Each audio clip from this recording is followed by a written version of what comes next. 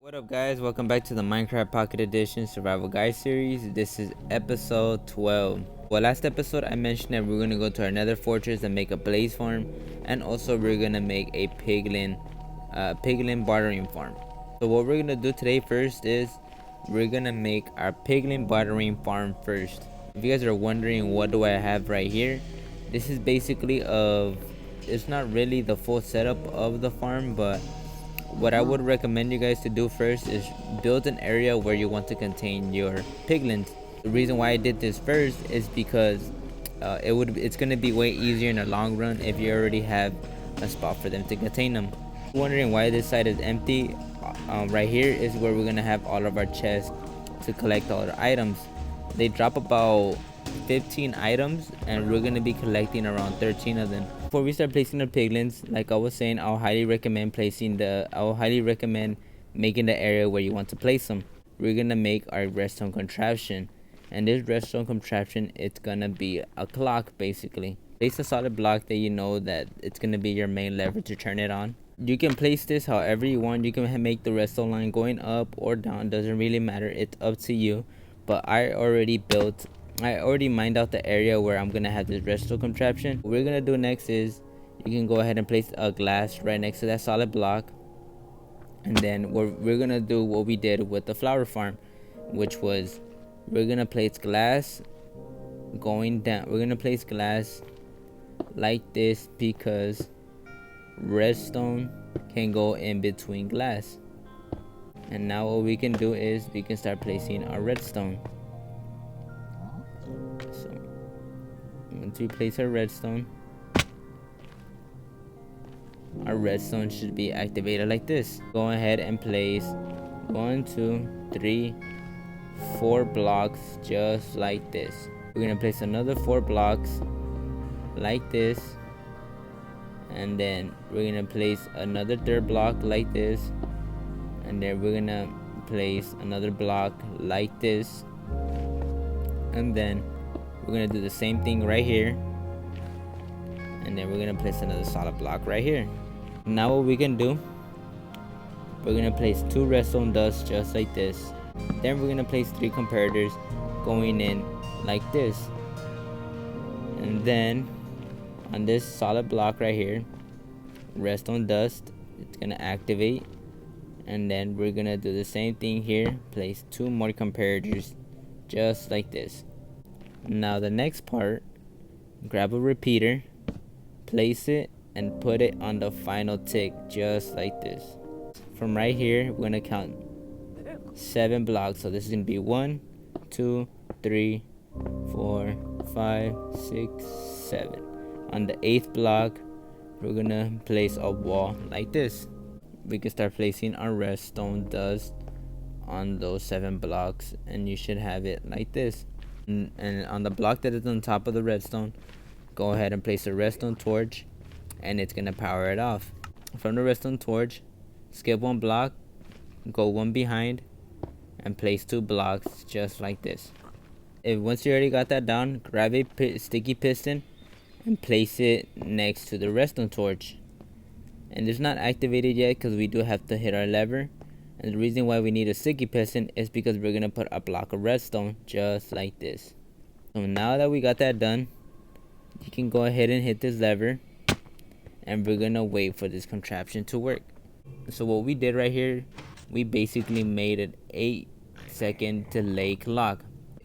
This clock this time perfectly to where our piglins pick up gold and they drop it.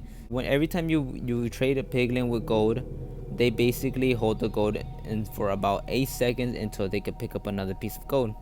This clock is basically timed perfectly to where the piglins can pick up and drop their gold. Like I was saying earlier, I highly recommend you guys to build the area where you're gonna want to keep your piglins contained. The reason why we have to do that first is because we have to know where our redstone currents are gonna go, and I basically built this ahead of time so I won't have to deal with this later. And then if you have a design like this, or if you're planning on having the same design, I'll recommend doing, because it's easy and simple. I'm gonna go ahead and place my dispensers to each of the capsules that I'm gonna be containing my piglins. Now that we got the dispensers done, I am gonna start placing hoppers on top of the dispensers. The reason why we're putting hoppers in the dispensers is because we're gonna have a little minecart system for them, so we can have a little minecart system to individually fill up our dispensers with gold. So what I'm gonna do now is I'm gonna start placing power rails. Now that I put my rails, what I recommend doing, if you have a lot of power rails just like this, there is a certain distance on how far you can power these rails. But try to look for the center of the power rails, and then you can place a block of redstone or a lever, doesn't matter, but I'll recommend using a block of redstone because it's easier. But if you don't have that much, I'll recommend putting a lever. And to activate these, you can go ahead and place a lever, because this is where we're gonna put our minecart with a chest, so it can go dispense all of our gold into our dispensers. And what we can do now to power these dispensers, we are gonna place blocks like this. I'm gonna place blocks like this because I'm gonna have redstone current. I'm gonna have a redstone current going in these blocks. Next part is very simple. You can go ahead and place redstone repeaters going into the blocks under the dispensers, and then you can place a row of redstone just like this. Before we start connecting our redstone current to our redstone clock, we're gonna have to make another redstone current going to our dispensers. So I'll recommend you guys doing exactly what I just do right now. Now we're gonna do the same thing what we did right here with the glass. So I'm gonna place another glass up here.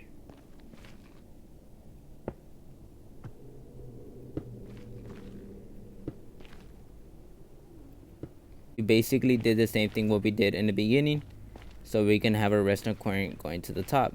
Want to grab a redstone repeater again. You're gonna want to put that redstone repeater right in front of the retracted piston, just like this. Once you place your redstone repeater, place redstone dust just like this, and before you hit the final one, place another repeater, because our redstone signal is not gonna reach to the top. Start placing more redstone dust going in the glass. We didn't have that redstone repeater right there, and we just had redstone dust. It wouldn't have reached the rest of our contraptions.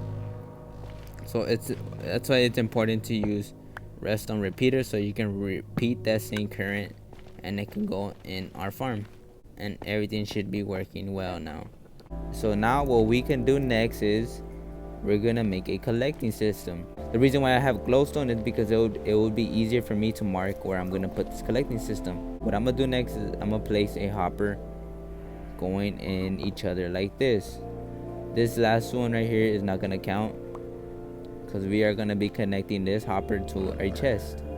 All your hoppers should be going in each other just like this, and the bottom redstone is not gonna affect it or anything like that. I got rid some of the netherrack right here, and the reason why is because we're going to be placing power rails on top of the hoppers. The way to collect all this, we're going to be using one minecart system. Alright, so start placing your power rails on top of the hoppers. I placed all my power rails on top of the hoppers, and the final part is I'm going to look for the middle again. Believe this should be the middle of my farm, and then I'm going to place this one lever right here. Or you could place a block of redstone, doesn't matter, but I'm trying to save up more resources now. All of our power rails should be activated now. You don't have to do a lot of power rails just like I did, but I'm doing this because it is a pretty fast farm. And now you can place your minecart with a hopper. So once you place that minecart with a hopper, this is what's going to be collecting all the drops from the piglins. And basically from now on, we are done with the farm. If you guys want to, you can just put a chest right here with some hoppers going in them. But if you guys want to make a collecting system, an item sorting collecting system, because they do drop a lot of items, just continue watching the video. Now that we got that done, this part right here, it's going to be optional if you guys want to make it or not. But what I'm going to do here is I'm going to make a collecting system. So the reason why I'm going to be making a collecting system is because, like I was saying, I do not want to be putting stuff individually on the chest. I'd rather have it all be fed automatically into these chests. I'm glad that we have an iron farm, because if we didn't have an iron farm, we wouldn't even be able to make all these type of contraptions. And the reason why, because we need iron to make hoppers, and this contraption does require a lot of hoppers. This is why I was saying, if this part is optional, you don't have to make it. But luckily for me, I have enough items that I can. What I'm gonna do is I'm gonna make my item sorter right here, but I'm also gonna make an item elevator over here. Like I was saying, these item elevators work really well when it comes to making stuff in the nether, because you cannot place water in the nether. If you guys already know what to do next, it's no different than making the item sorters that we did in a couple last videos.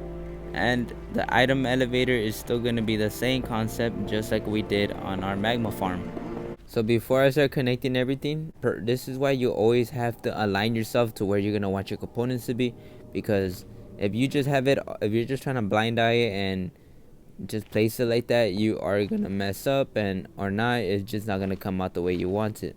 Now that I have my item elevator up right here, it's basically aligned to where I'm going to place that hopper that we had right here. So now all I have to do is just start placing my hoppers and connect them into the dropper. And after that, once I connect it, we are basically done with the item transporting.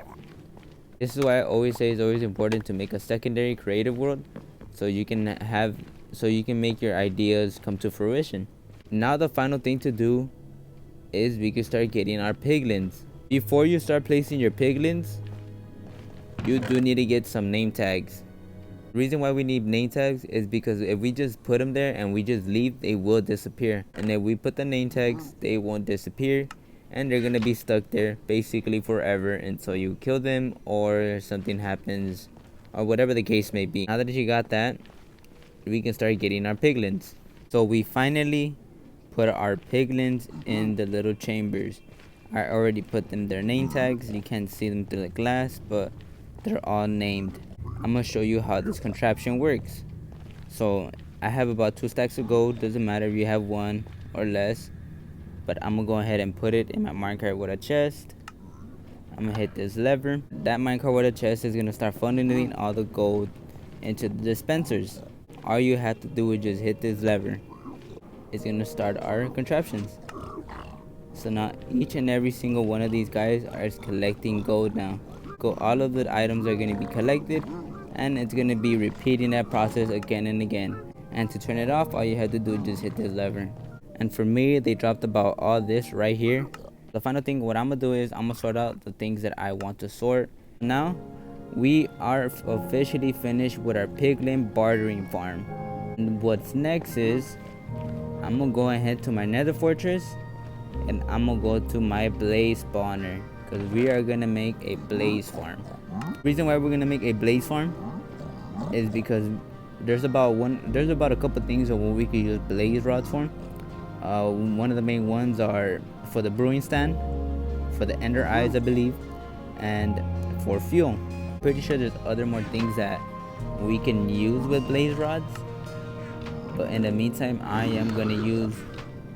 I'm gonna be using those blaze rods for those necessities. I'm gonna go to my nether fortress, and then I'm gonna show you what we're gonna do next. Alright guys, I finally made it to my nether fortress. Before we start making these blaze farms, there's one key thing you guys need to know. Most of the times when you come to a fortress, you will have 2 blaze spawners like this. So I have one right here, and I have another one over here. And they're so close to each other. If we stand on a certain location, both of those spawners will activate. Like I was saying before, you do have to be within 16 blocks to activate a spawner. We're gonna have to find the exact location to stand on so we can activate both spawners. From there, we're gonna make a little chamber for them to get killed in. So when converting these into a farm, it's no different than making a zombie spawner, skeleton, and a spider. We're gonna have to mine out 4 blocks, just like how we did with the other spawners. Now that we got that done, we have a 9x9 box area. It's the same concept with the other mob spawner farms. I went down 7 blocks underground so we could spawn more of the blaze. What I have here is I already marked out my location to where I'm gonna have my blaze to farm. Before I make this double blaze spawn farmer, I know most of you guys aren't gonna have double blaze spawners near each other. But if you only have one blaze spawner, all you have to do is just place lava buckets. We're gonna use lava as basically as our water stream to push the blaze into a direction. You should have something like this. I placed all the lava buckets in each individual block right here to have it flowing down to one spot. Like I was saying before, if you only had just one blaze spawner, you just have to do this part only. You can remove these blocks right here, place hoppers, and then your blaze should not be going anywhere. Once you place your hoppers, you can go ahead and place a single chest to collect it, or as many chests as you want. We'll basically be done with the farm. But since I'm not gonna do that, since I'm gonna do something else, I already made my chamber to where I'm gonna collect them at. And so what I'm gonna do is I'm gonna go ahead and place more lava buckets like this. I'm gonna make another lava system for them to get pushed over here. But if you're gonna do something like this, I recommend you having a fire resistant potion. If you're just gonna do it all willy-nilly, you are gonna get killed. I placed buttons down because that basically stops our lava from flowing. We can end up making another lava stream just like this. And now our lava should be getting stopped from right here. I'm gonna go ahead and do it to this part as well. I'm in my second blaze spawner, and this one is gonna be a little different. There's two methods on making lava streams. You can make the first one, or you can make this one. This one is basically gonna flow everything to the middle. Doing this other lava stream is because I want to show you guys, I want you guys to have other methods than just the first one. Now that I have everything flowing to the middle, I'm gonna go ahead and do what I did with the others. Go ahead and place more lava buckets until I reach the end of my farm. Now that I put all my lava flowing to one direction, all I have to do is just start placing chests where I want my stuff to be collected at. I'm gonna go ahead and place hoppers just like this. I'm gonna place glass right here so I can see the farm. Why I'm putting slabs is because I don't want my blaze to fall out. So now I'm done making the farm. I'll have to remove the glowstone or the torches, whatever you have around the spawner. Another easy thing to do, instead of having to remove the torches or the glowstone or the blocks around your spawner, you can just set your game mode to peaceful. When you're done with the farm, set it back to the difficulty that you're playing on, and you don't have to deal with this part. So I'm gonna go ahead and remove the blocks, and then I'm gonna give you a demonstration how this farm is gonna be working. I finally removed the blocks, and now my blaze should be coming. It is a little bit slow, but over time they're gonna be filling up on the chambers.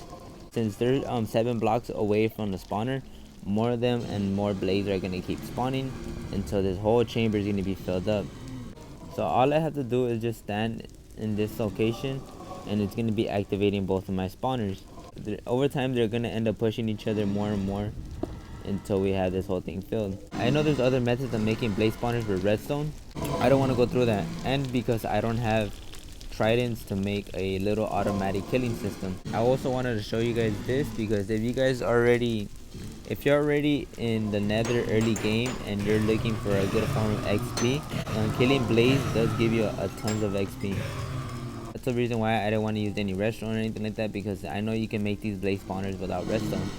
I know some of you are trying to look for methods to make blaze farms without redstone, because I've seen a lot of blaze farms, but they require redstone, they require nether portals, and that's just too much. That's just too much to get early on in game. This method right here is just easy. We do require some stuff, but overall it's really easy. I've been here for a couple minutes already, and we already have a stack and 26 blaze rods. So this whole time that I was in here trying to make that farm, I ended up getting myself 6 witherhead skeletons. I believe it's every 7th or 8th wither that you kill that they'll drop a head. I did also came across some ancient debris. If you're wondering if I'm gonna make a wither farm, I am, but I just need to figure out how I'm gonna do it, because there are other methods to do it. I want to look for the easiest method for pocket edition. I know a lot of you guys know what we can use wither heads for. For those of you that don't know what wither skulls are for, the main essential thing that you use wither heads for is to make a wither boss. And to make the wither boss, you need to have soul sand, and you need to place the wither heads on top of the soul sand. Eventually we're gonna end up doing that later on, but not now, because we do need to get ourselves more situated before we fight the wither boss. The wither boss is very difficult. Luckily he's been toned down just a little bit. Well, what I mean is he has finally been fixed, but there is this bug in the game where the wither effects will still do damage on you even when you had fully enchanted gear, especially when you had netherite gear, and you would just take so much damage that it would just kill you. I remember when the wither came out, he wasn't as difficult as he was now, and that was because his wither effect wasn't broken.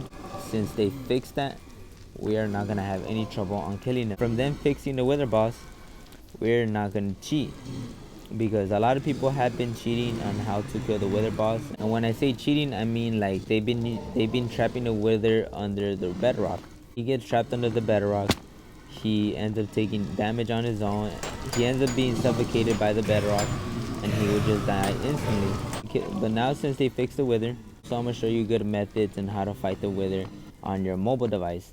Playing on your mobile device, it's a way different experience, and it's more harder when it comes to fighting mobs and etc. But in that case, we're gonna do all that later. So now that we got those 2 farms done, we are now at the end of our video. So what I'm gonna do next is I'm gonna finish decorating up. So once I finish decorating up, I'm gonna go back to my base. I am gonna do a lot of renovating right here, and I don't want to take up more of the video than I should. As of right now, we're basically almost done conquering the nether. I do need a couple more farms like the wither and etc., which I'm gonna show you guys to do later. Now guys, we're at the end of our video. I hope you enjoy. Like and subscribe, share to your friends. Let's keep on trying to expand the mobile community so we can show the developers that they are mobile players that care about the game as much as like Java and those that play on console. Like I was saying before, this is for the community so I can grow and thrive stronger than ever. But with that being said, my name's Anime DDD. Hope you guys like, and I catch you guys in the next one. Later, y'all.